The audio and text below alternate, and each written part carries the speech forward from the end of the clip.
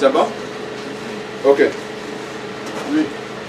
Ma question est de savoir, il y a des gens que je les connais, on parle de l'alcool et ils disent non, l'alcool on a habitué avec, on ne prend pas l'alcool, on tremble, il tremble la suite. Ça, là, je ne comprends pas. Est-ce que c'est vrai? Pour moi, je dis que c'est semblant qu'ils font, mais certains disent que c'est vrai. Celui qui se laisse dominer par le péché ou par l'alcool, il devient l'esclave de l'alcool. Et le Seigneur dit qu'on ne peut pas servir à deux maîtres à la fois. Donc, tellement qu'ils sont habitués, ça peut briller, mais ce n'est rien que la manifestation de ce démon qu'on appelle aussi Iblis ou en arabe et de ce démon de l'alcool. Donc, c'est juste une stratégie créée par ces démons pour maintenir toujours ces gens dans ça. Mais la délivrance est si forte possible. Je nous informe, abandonner le péché, c'est juste une décision. Abandonner quelque chose, c'est juste une décision. Et pour atteindre un but aussi, c'est une décision. Si par exemple, tu es malade, tu dis ma maladie là, est-ce que je serai guéri? Je serai guéri. Mais la maladie ne va pas aussi te quitter parce que tu n'es pas vraiment décisif. Mais si toi-même tu prends la décision, je vais être guéri au nom du Seigneur Jésus-Christ. Toi, cette maladie, si tu le veux ou pas, je vais être guéri. Il faut être vraiment décidé, la maladie va te quitter. Mais si tu dis, toi, moi, ma maladie là, qu'est-ce que je vais faire? Nous, on peut même gêner 3000 jours de jeûne sec pour toi, mais tu ne seras pas guéri. Oui, parce que c'est ta maladie, tu es en train de la donner, on peut même faire ce mais tu ne seras pas guéri.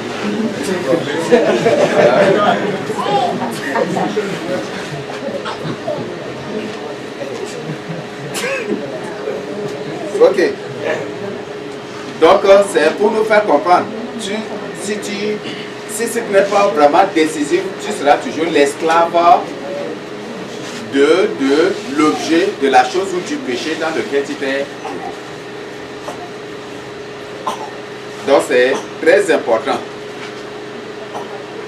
d'être vraiment décisif et déterminé. Mais si nous sommes des gens irrésolus, des imbéciles, comme la Bible dit, on ne pourra rien du tout faire. On ne pourra point du tout même faire un petit progrès avec le Seigneur, jamais du tout. Donc c'est très important. Ok, on revient sur notre étude biblique dans Jean 2 du verset 1 à 12. Jean 2, 1 à 12. Donc, qu'est-ce que le Seigneur Jésus-Christ nous apprend à travers ces textes? C'est ce que nous allons découvrir. Et si avant, tu avais l'habitude de dire aussi que le Seigneur lui-même a fabriqué l'alcool, aujourd'hui, c'est le moment de découvrir ce que le Seigneur a fait précisément, que le monde n'arrive pas à comprendre, que les gens ont mal interprété. C'est bon? Ok. Jean 2, du verset 1 à 12. Je vais demander à une personne de nous lire à haute voix. Si toi, nous c'est tu nous lire. Ok, tu vas nous lire à haute voix. Oui, tu vas nous lire et après, c'est Sylvain, non? Oui, après, tu nous lis du verset 1 à 6 et du verset 7 à 12, Sylvain va nous lire. Ça lit à haute voix pour les autres. 3 jours après, il vit des noces à Cana en Galilée. La mère de Jésus était là et Jésus fut aussi invité aux noces avec ses disciples. Le vin ayant manqué, la mère de Jésus lui dit, ils n'ont plus de vin. Jésus lui répondit, femme, y a-t-il entre moi et toi? Non, mon heure n'est pas encore venue. Sa mère dit au serviteur, fais ce qu'il vous dira. Or, il y avait là, si avec les pierres, si vases avec des pierres, avec des pièces destinée aux purificateurs des Juifs. Aux purifications. Purification des Juifs et contenant chacun de ou 3 mesures. Non, du 7 à... Jésus leur dit, remplissez d'eau ces vases, et ils les remplirent jusqu'au bord. Puisez maintenant, leur dit-il, et portez en l'ordonnateur du repas. Et ils en portèrent. Quand l'ordonnateur du repas eut goûté, l'eau change en vin, ne sachant d'où venait ce vin. Tandis que les serviteurs qui avaient puisé l'eau le savaient bien. Il appela l'épouse et lui dit, tout homme sert d'abord le bon vin, puis le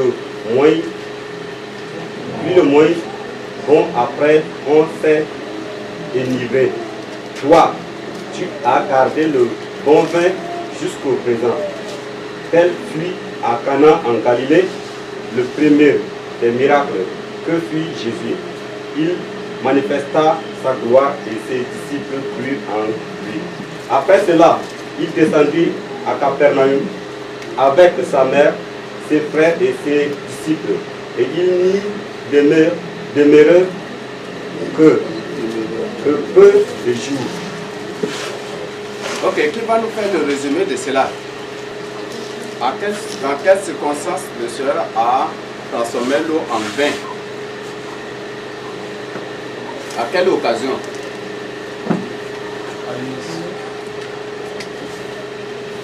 Oui, qui peut nous faire le résumé du texte que nous venons de lire? Il n'y a personne?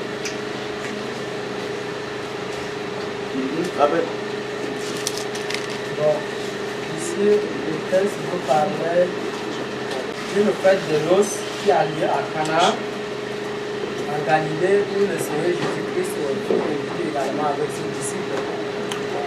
Et lors de cette fête, le vin manquait. Et la mère du Seigneur s'était rapprochée de lui pour lui faire savoir qu'il n'y a plus de vin. Et la réponse du Seigneur Jésus-Christ a été: le Seigneur n'est pas encore arrivé. Ce qu'il a dit à sa mère. Ensuite, sa maman qui a cru en lui avait dit aux serviteurs qui étaient là de faire tout ce que le Seigneur leur aurait ordonné. Ensuite, il y avait 6 vases qui permettaient aux gens de se laver les pieds et les mains avant d'entrer dans la salle de noces. Le Seigneur Jésus a donné l'ordre qu'on remplissait ces vases. Et ces vases furent également remplis. Ensuite, il leur a demandé de puiser et aller donner à l'ordonnateur de noces. Et quand l'ordonnateur de noces a goûté cela, il était surpris de voir que le vin qu'on vient de lui apporter est plus meilleur que ce qui a été préparé auparavant pour les invités. Là, il s'est adressé directement à l'époux pour dire que lors d'une cérémonie, on servait plutôt le bon vin aux gens, et quand ils étaient ivres, d'abord on leur servait le mauvais. Mais toi, tu en as gardé jusqu'à la fin d'abord pour leur donner ce qui est bon. Voilà ce que moi j'ai dit à l'autorité. C'est bon? Sarah 3, il y a des questions?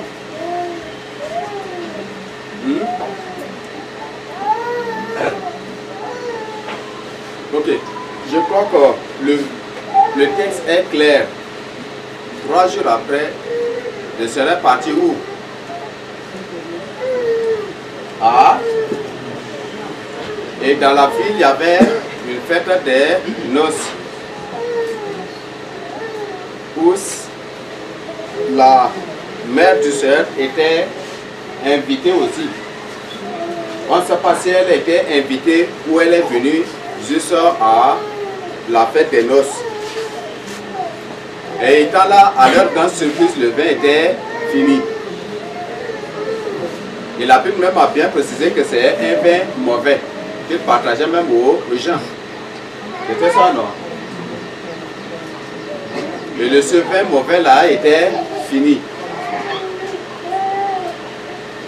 Et quand Marie a vu cela, il a dit au Seigneur que le vin est déjà fini. Et quelle réponse le Seigneur lui a donné? Donc, qu'y a-t-il entre toi et moi? Première chose. Donc, en d'autres termes, ce n'est pas à Marie d'imposer ou d'ordonner au Seigneur de faire ce que le Seigneur veut faire. Donc, qu'y a-t-il entre toi et moi? Donc, en d'autres termes, le Seigneur n'est pas dépendant de Marie, mais il est dépendant de lui-même. Donc, ce n'est pas une personne de lui dicter, de lui imposer quelque chose qu'il doit faire, mais c'est à lui-même de faire ce qu'il doit faire, parce que Marie savait qu'il va faire quelque chose. Mais elle veut se précipiter pour imposer au Seigneur de faire ce que le Seigneur avait déjà programmé aussi de faire selon son plan. Le Seigneur lui pose la question: qu'y a-t-il entre toi et moi? Et après, il va ordonner. Donc, comme elle comprend déjà, elle s'est tournée doucement vers les autres. Faites tout ce qu'il va vous dire. Et parce qu'il sait bien que le Seigneur ne va pas lui obéir. Parce qu'il est le Dieu de sa maman, sans toutefois qu'elle ne chasse. Donc elle sait que son fils ne va pas lui obéir.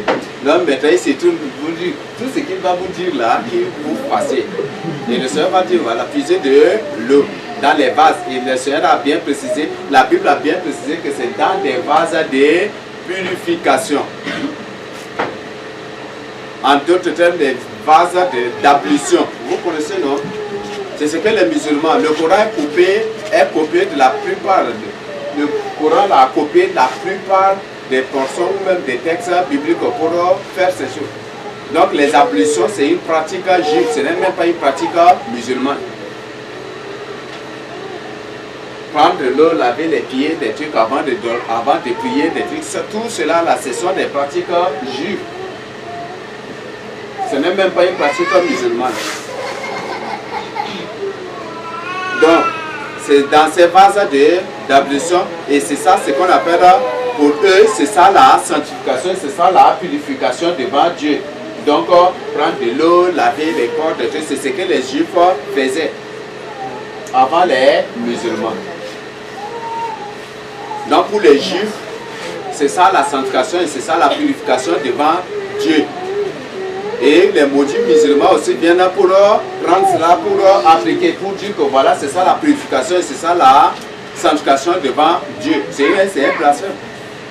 Mais comme nous comprenons, on comprend bien déjà on sait bien que ce n'est pas le même Dieu, c'est le Dieu lui. Ils ont raison de faire cela. Parce que c'est la doctrine de l'islam même, c'est une doctrine anti-Christ. Donc, quand le Seigneur leur a donné cet ordre, ils ont obéi. Ils ont puisé de l'eau dans les vases. Or, dans les vases de purification, l'eau, dans une vase de purification, un juif ne doit pas consommer, mais juste pour la purification du corps. Et c'est dans ces vases de purification-là que le Seigneur a ordonné qu'on y puise de l'eau.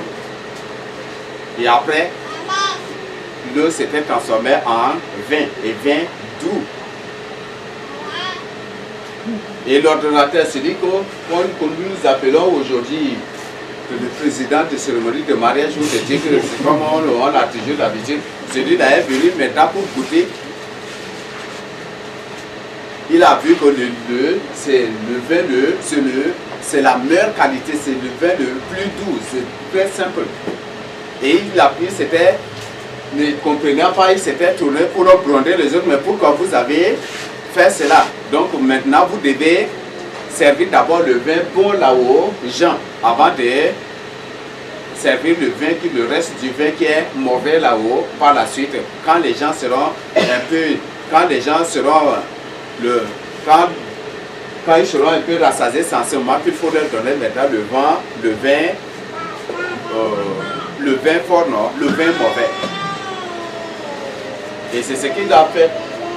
Mais c'est ce que les servants avaient fait. Ils ont servi et c'est ça le premier miracle du Seigneur Jésus-Christ en Israël. Et la Bible dit que c'est son tout premier miracle. Donc voilà ce que j'ai ajouté par rapport à l'explication. Maintenant, comme nous avons décrypté la fois passée, le même décryptage nous allons aborder ici. Parce que l'ensemble de ces miracles n'est rien qu'un ensemble de codes. C'est un ensemble de codes ici. Le premier miracle du Seigneur Jésus-Christ, c'est un ensemble de codes qui annonce des événements à venir et des événements qui avaient eu lieu déjà. Et nous allons chercher à découvrir. Au verset 1, net le Seigneur dit, après, 3 jours après, le Seigneur fait partir à Canaan. C'était ça, non? 3 jours après, nous avons découvert, comme nous vous avons expliqué la fois passée, un jour devant le Seigneur est égal à 1000 ans. Et 1000 ans est comme un jour. C'était ça, non? Dans Osée 6, verset 2, Osée a prophétisé que le Seigneur nous sauvera dans 2 jours et le 3e jour, il nous relèvera. C'était ça, non? Et on sait bien que vers le 3e jour aussi, il y aura ce qu'on appelle la fête des noces pour les chrétiens. Et ici, le Seigneur est en train d'annoncer la parfaite délivrance pour l'établissement de ce qu'on appelle la nouvelle Jérusalem après le 3e jour ou après 3000 ans après. Le Seigneur est en train d'annoncer déjà ces choses-là. Donc, en d'autres termes, le Seigneur annonce déjà la nouvelle Jérusalem. La nouvelle Jérusalem, je crois que c'est dans Apocalypse 21, non? Apocalypse 21 et Apocalypse 22 du verset 1 à 5. Si vous lisez, vous allez découvrir la beauté des merveilles de la nouvelle Jérusalem.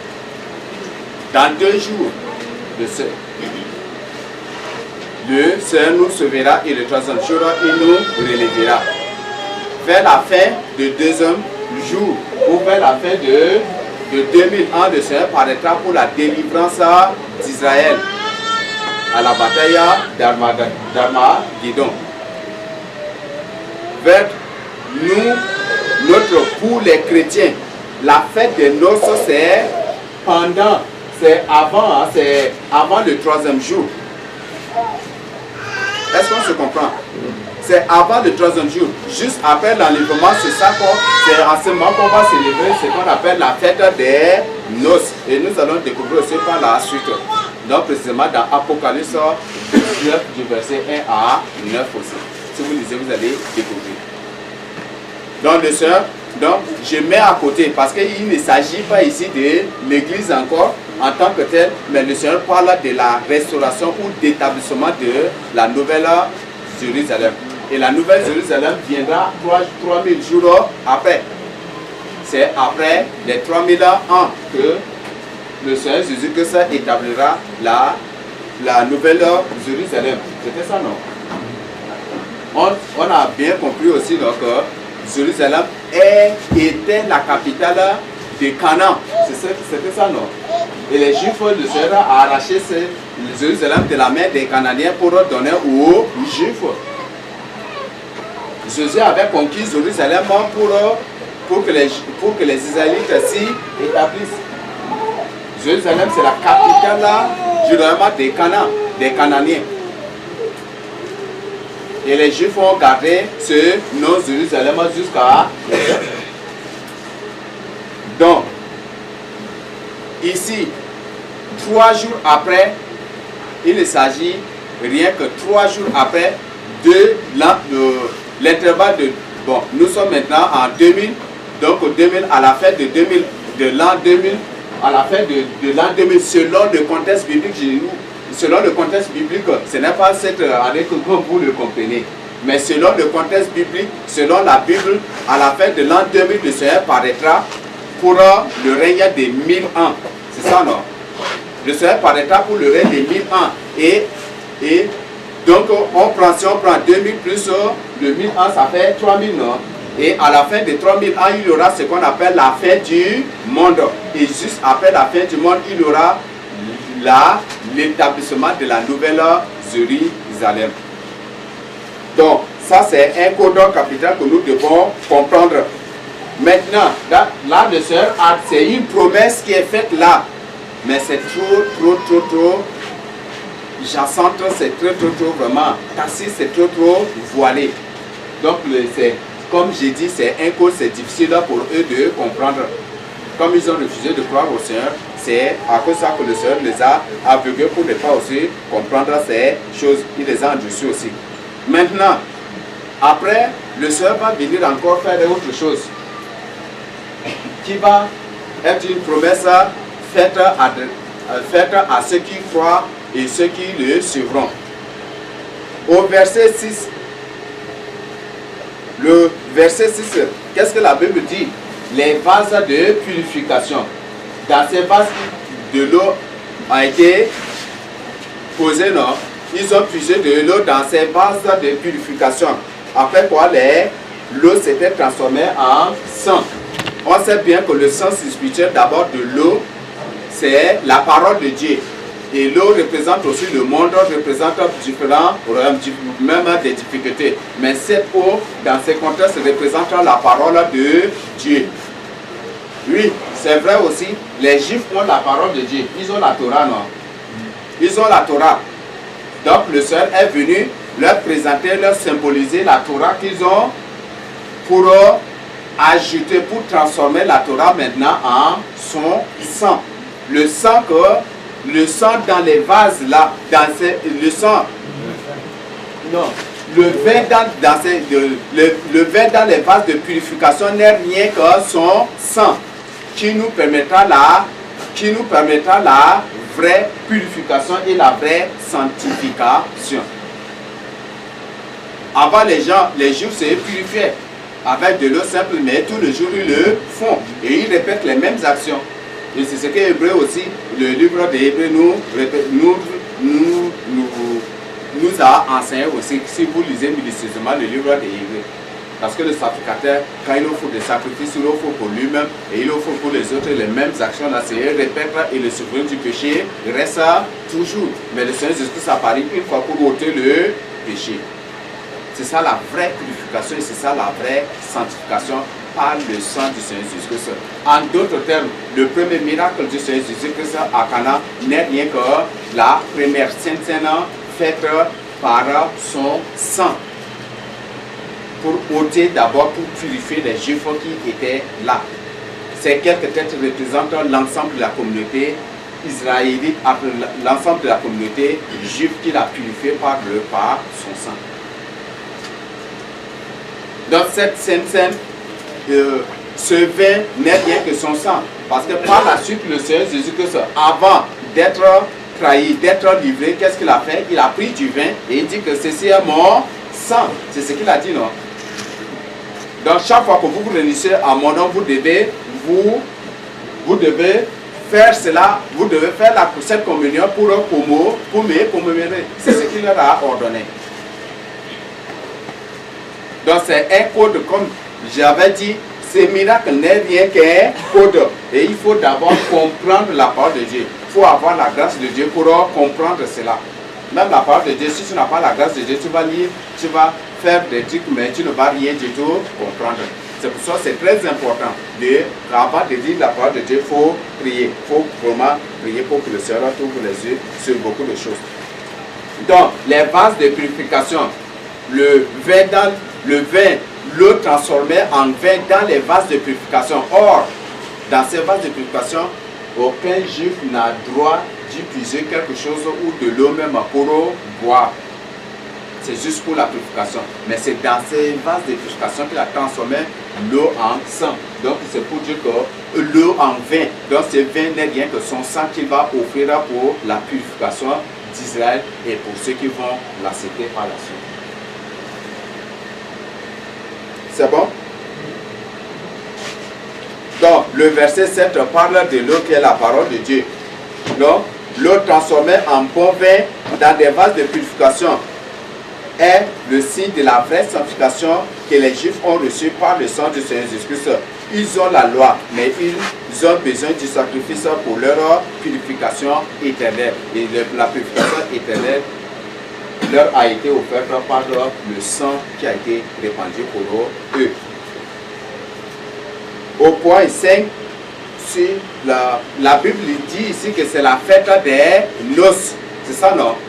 Il y a la fête des noces aussi dans Apocalypse 19, verset 1 à 9. Qui va nous lire ça? Après cela, j'ai entendu dans le ciel comme une voix forte d'une foule nombreuse qui disait: Alléluia! Le salut, la gloire et la puissance sont à notre Dieu, parce que ses jugements sont véritables et justes. Car il a jugé la grande prostituée qui corrompait la terre par son impudicité, et il a vengé le sang de ses serviteurs en le redemandant de sa main. Peut-il dire une seconde fois: Alléluia! Et sa fumée monte au siècle des siècles. Les 24 vieillards et les 4 êtres vivants se prosternèrent et adorèrent Dieu assis sur le trône en disant: Amen, Alléluia. Et une voix sortit du trône disant: Louez notre Dieu, vous tous ses serviteurs, vous qui le craignez, petits et grands. J'ai entendu comme une voix d'une foule nombreuse, comme un bruit de grosses eaux, et comme un bruit de fort tonnerre, disant: Alléluia, car le Seigneur notre Dieu Tout-Puissant est entré dans son règne. Réjouissons-nous et soyons dans l'allégresse, et donnons-lui gloire, car les noces de l'agneau sont véritables, et son épouse s'est préparée. Et tu lui as été donné de se revêtir d'un fin lin éclatant, pur, car le fin lin, ce sont les œuvres justes des saints.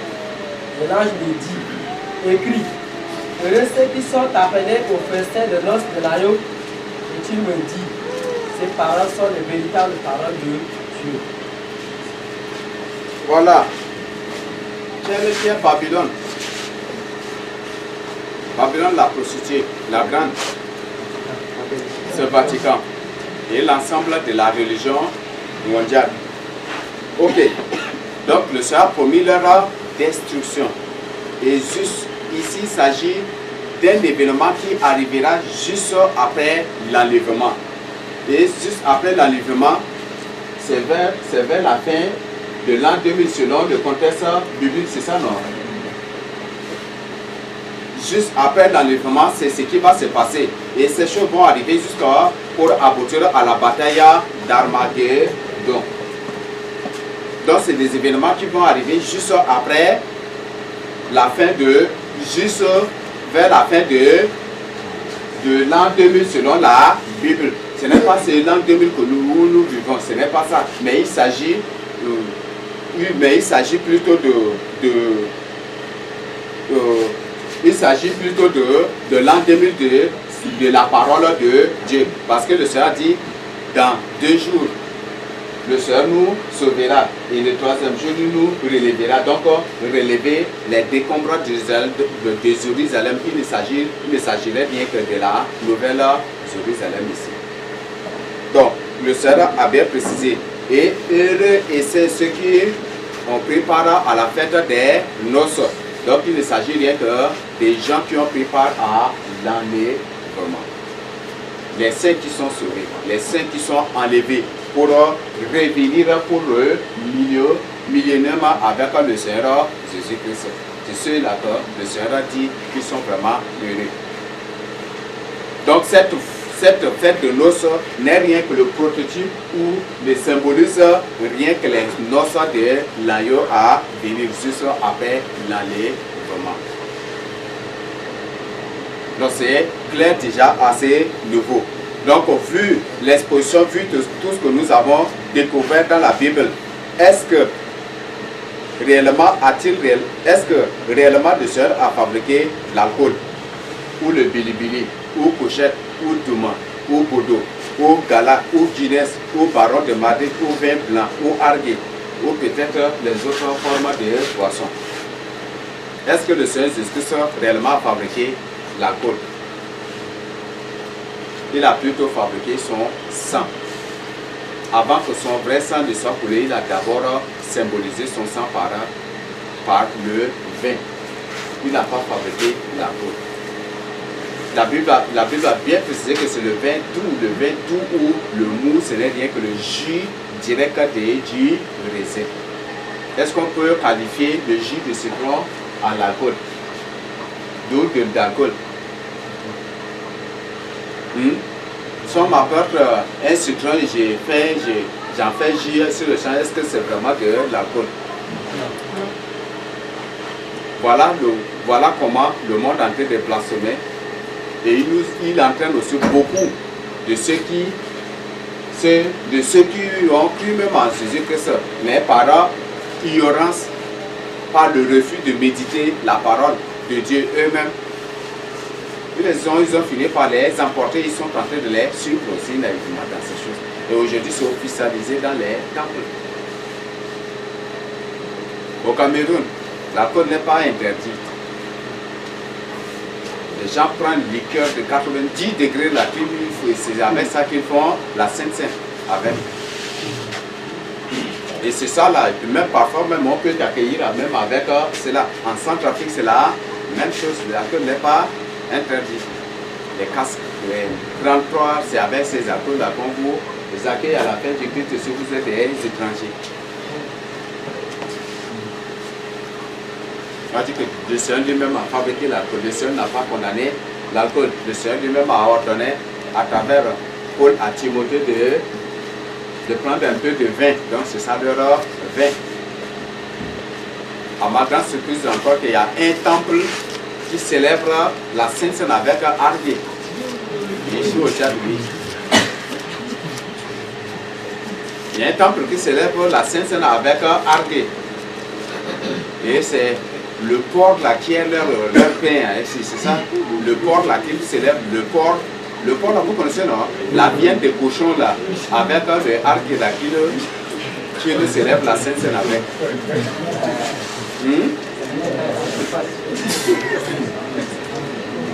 Ah mais c'est l'église le plus appréciée à Kumra. Oui, oui.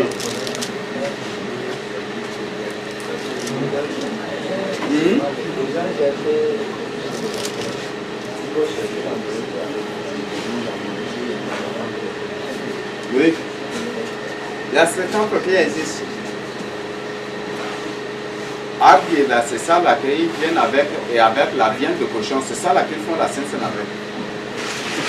Voilà, ce qui se passe, ça passe sur la partie d'études bibliques s'il y a des questions à poser. Donc sur ça, on peut un peu prendre du temps. S'il y a des questions, vous pouvez vraiment les exposer. Tout ce que vous avez à poser comme question, nous sommes là pour nous aider. Nous sommes là aussi pour répondre à nos différentes préoccupations. Donc nous sommes là pour nous aider. Donc s'il y a ces questions, vous pouvez les poser sans problème. S'il y a des compléments, vous pouvez aussi donner sans problème. Oui.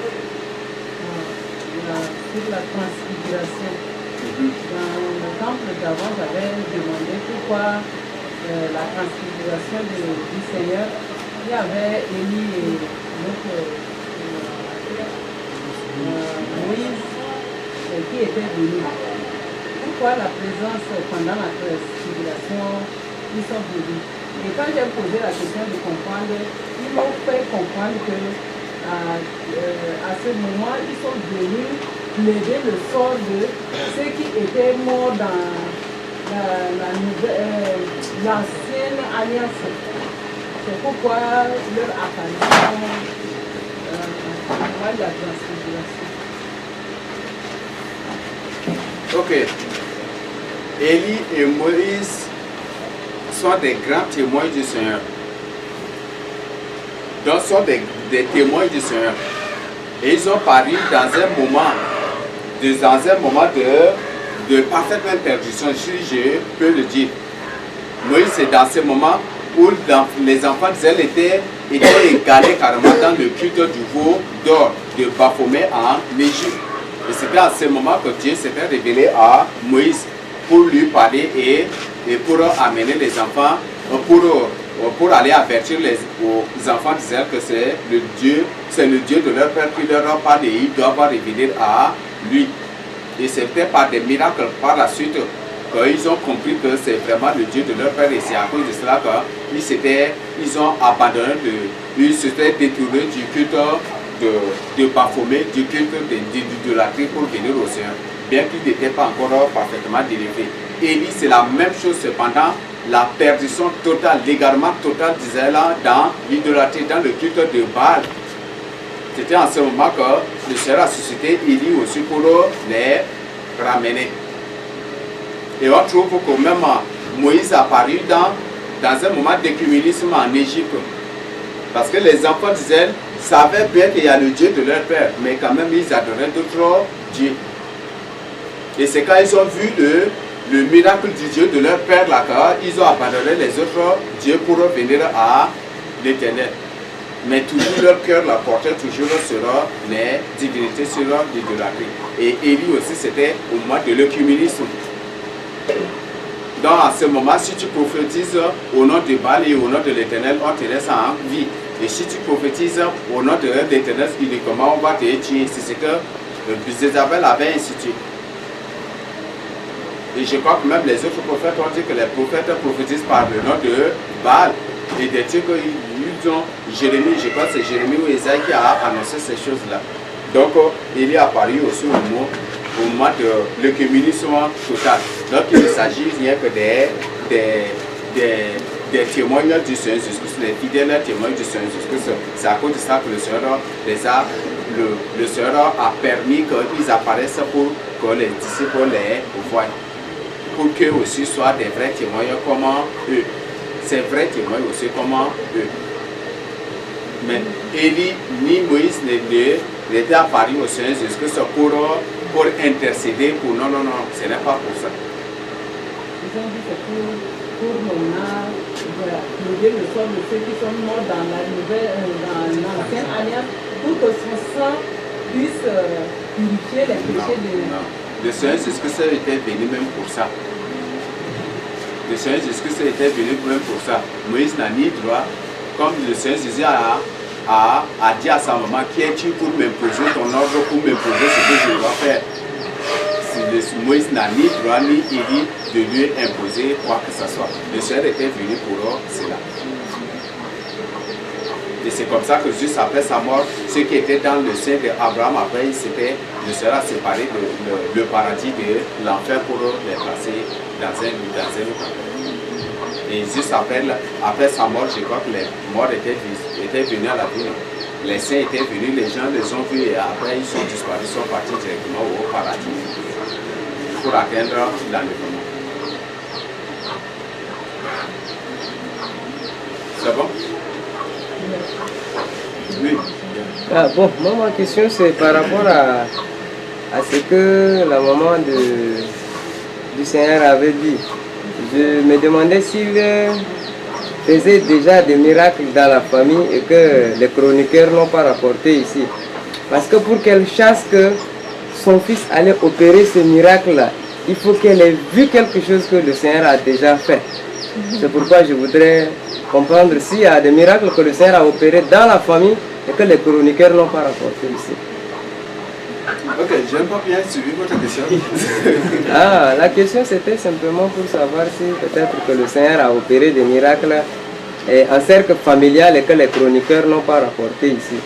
Parce que pour qu'elle arrive à comprendre que son fils pouvait opérer un tel miracle, il faut qu'elle ait vu d'abord son fils agir quelque part. C'est pourquoi Juste après, en se basant même déjà sur la déclaration de Gabriel, de l'ange Gabriel, il sait qui est son fils. C'est bon? Tu peux lever la main pour parler. Je voudrais appeler par un témoignage qui n'est pas venu, je ne sais pas si ça va tarder. Un jour, j'évangélisais les musulmans et tout. Après, ils ont parlé un peu du personnage de Jésus. Ils ont dit que Jésus a fait beaucoup de gens. Jésus a fait beaucoup de miracles, même nous les chrétiens, on ne sait pas. Quand il était encore enfant, là, tout transformé aussi les bouts, tout fabriquait les bouts là. Un oiseau s'appelait, un lit, peut-être s'appelait, donc ça partait. Donc nous les chrétiens, on n'a pas vu ces choses-là. Donc je ne sais pas si ça peut aussi. Ils ont dit, dès notre enfance, ils ont déjà fait là. Ok. Donc, pour vous qui n'avez pas entendu, un jour il était sorti en évangélisation et les musulmans lui ont dit que les musulmans lui ont témoigné que Jésus a fait beaucoup de miracles, que de la boue il a transformé, il a ramassé la boue, il a transformé en oiseau, il a transformé en beaucoup d'autres choses et c'est ce qui était rapporté dans l'islam. Oui, le Seigneur a fait beaucoup de miracles et si on lit Jean 21, verset 25, on va découvrir ce que les disciples nous ont rapporté et ce qu'ils ont éprouvé aussi comme difficulté de témoigner tout ce que le Seigneur a fait. Qu'est-ce que Jean a fini par conclure? Il dit Jésus a fait encore beaucoup d'autres choses. Si on les écrivait en détail, je ne sais pas que le monde même pu contenir les livres qu'on écrirait. Donc c'est ce que Jean a fini par conclure. Donc c'est difficile et c'est très difficile de raconter tout ce que le Seigneur a fait. Parce que là déjà, à l'âge de 12 ans, je sais bien que de 12 ans jusqu'à 30 ans, le Seigneur a fait beaucoup de choses. Que comme les disciples n'étaient pas avec lui, il ne pouvait pas rapporter ces choses.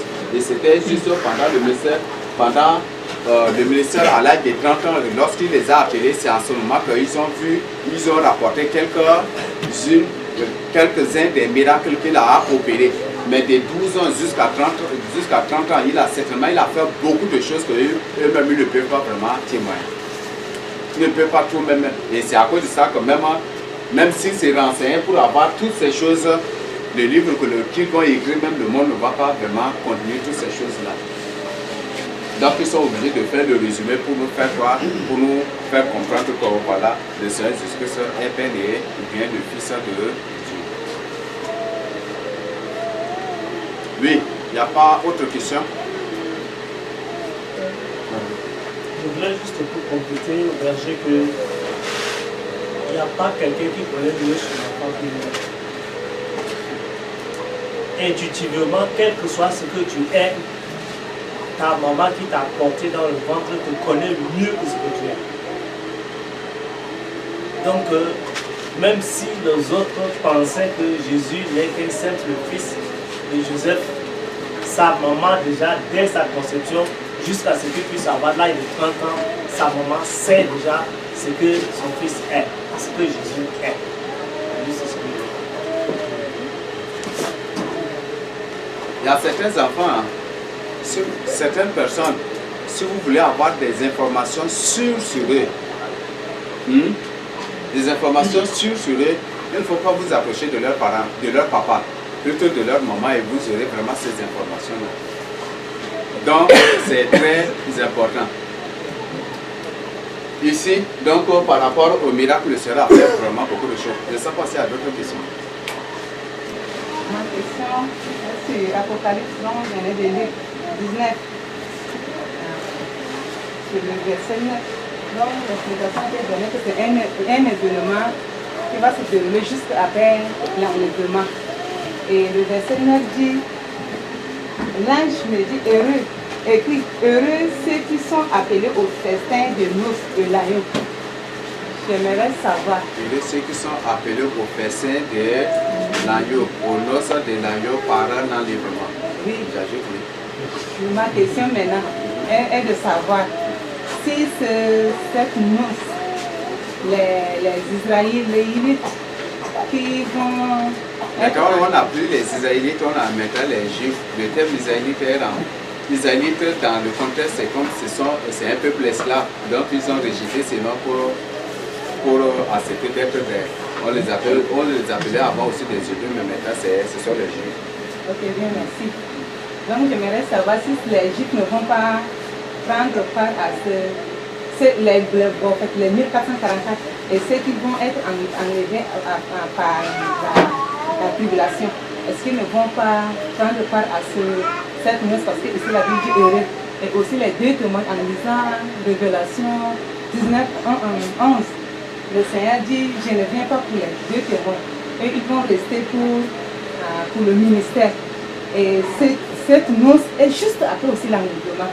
Donc ma question est de savoir si ces noces-là, ceux-là ne vont pas y participer ou bien ça va. Pour les Juifs, la Bible est claire. Les 144 000 là, c'est des gens qui seront sauvés après l'enlèvement. C'était à la bataille d'Armageddon que le Seigneur va sauver ces gens-là. Donc rien ne va les arriver et ils ne vont pas trouver la mort jusqu'à ce. Et ce sont ces gens-là qui vont reconstituer le royaume d'Israël. Avec pour chef encore une personne ce n'est pas le Seigneur Jésus-Christ. Le Seigneur Jésus-Christ régnera sur toute la terre, mais Israël aura aussi un roi spécial en ce moment-là aussi. Le Seigneur Jésus-Christ sera comme le roi des rois. Et même je crois qu'il y a les saints qui reviendront aussi pour régner sur la terre. Il y a certains que le Seigneur va les établir comme des gouverneurs, comme peut-être des préfets, ou on ne sait pas, des partout, le Seigneur va les établir partout. Donc les 144 000 ne seront sauvés qu'après l'enlèvement. L'enlèvement aura lieu avant la bataille d'Armageddon. Et c'est pendant la bataille, d'Armageddon que le Seigneur va préserver, va protéger les 144 000 pour ne pas trouver la mort. Et c'est ces 144 000 là qui reviendra pour les délivrer. Donc je crois que c'est deux choses différentes. Mais pour Israël, cette promesse c'est adressée à l'église de Christ, mais pas à Israël. Parce que si un juif veut être sauvé, il doit accepter le Seigneur Jésus-Christ. Les 144 000, ce sont ceux-là qui ont refusé le Seigneur Jésus-Christ, mais qui par la suite vont l'accepter dans leur vie. Et c'est à cause de ça que le Seigneur va les délivrer. Mais la promesse de l'enlèvement, c'est pour ceux qui ont accepté le Seigneur Jésus-Christ dans leur vie, qui mettent en pratique la parole du Seigneur. Ce sont ceux-là qui seront enlevés. Tandis que les 144 000, c'est après l'enlèvement qu'ils vont accepter le Seigneur Jésus-Christ. Et ils vont s'engager pour donner de sa parole. Donc ça fait des choses différentes ici. Mais pour les deux témoins, pour la fête, ça dépend de la souveraineté du plan de Dieu.